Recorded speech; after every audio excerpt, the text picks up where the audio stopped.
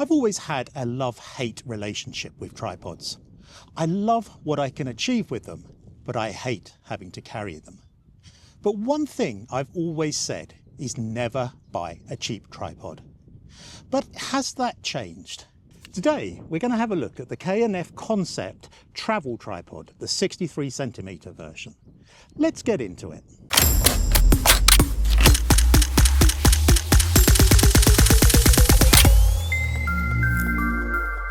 So I've bought cheap tripods before, and they tend to be plastic, everything plastic. Plastic legs, plastic head, the clips are all plastic, the leg tensioners are all plastic, and in the slightest breeze they tend to shake and cause blurring to your images.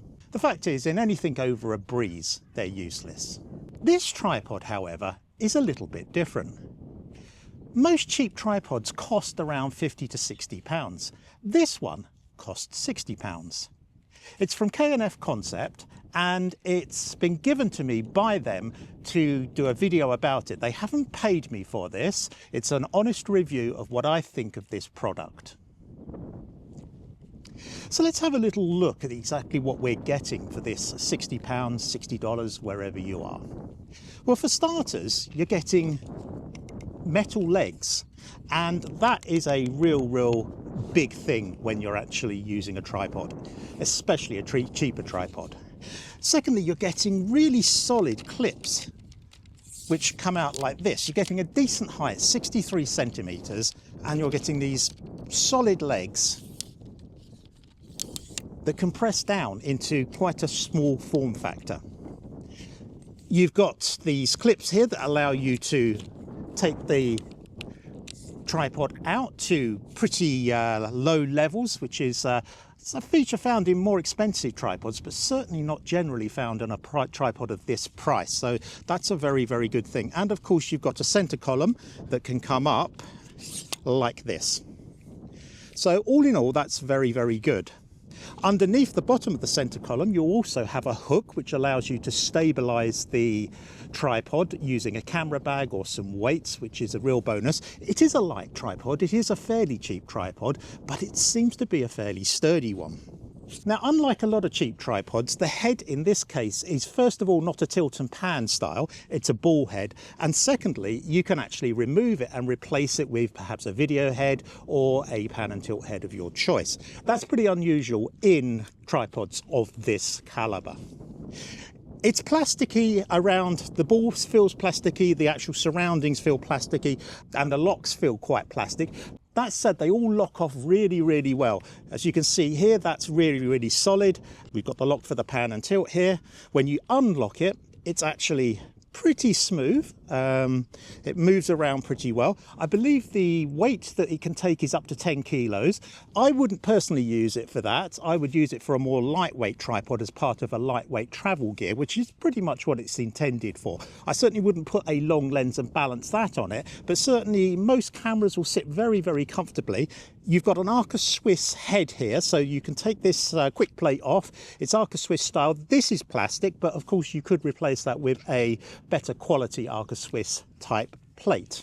Another feature that is actually quite unusual in tripods of this ilk is removable feet. It comes with rubber feet, but you could replace these with spiked feet if you're out in the field working in landscape areas and stuff like that. If you're working in the city or indoors, you'll prefer the rubber feet that it already comes with. It also comes with this, which is a smartphone holder. It's again quite plasticky, but it's quite robust. It has a 1/4-inch screw at the bottom that can just go on the top like that. And it works in two ways. You can have it this side, which will have your phone on the horizontal side, and you can have it this side, which will have your phone in the portrait format. So I'll just extend this out and see just how high it actually goes up. As you can see, these quick lock mechanisms actually work really well.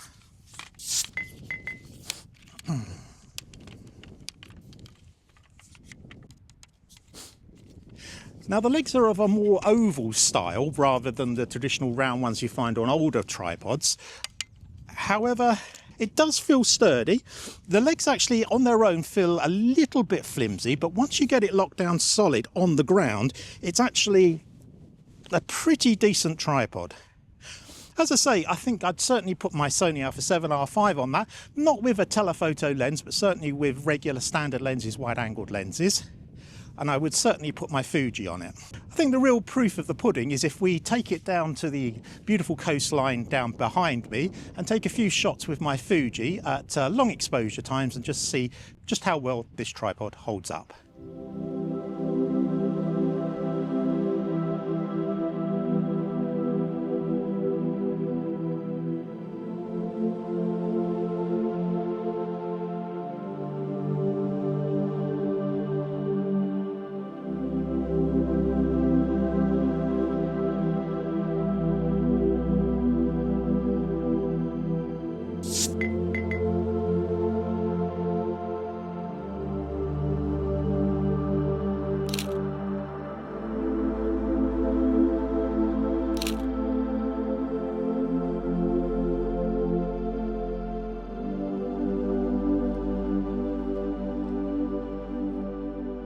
So, as I said at the top, I'm not a fan of cheap tripods.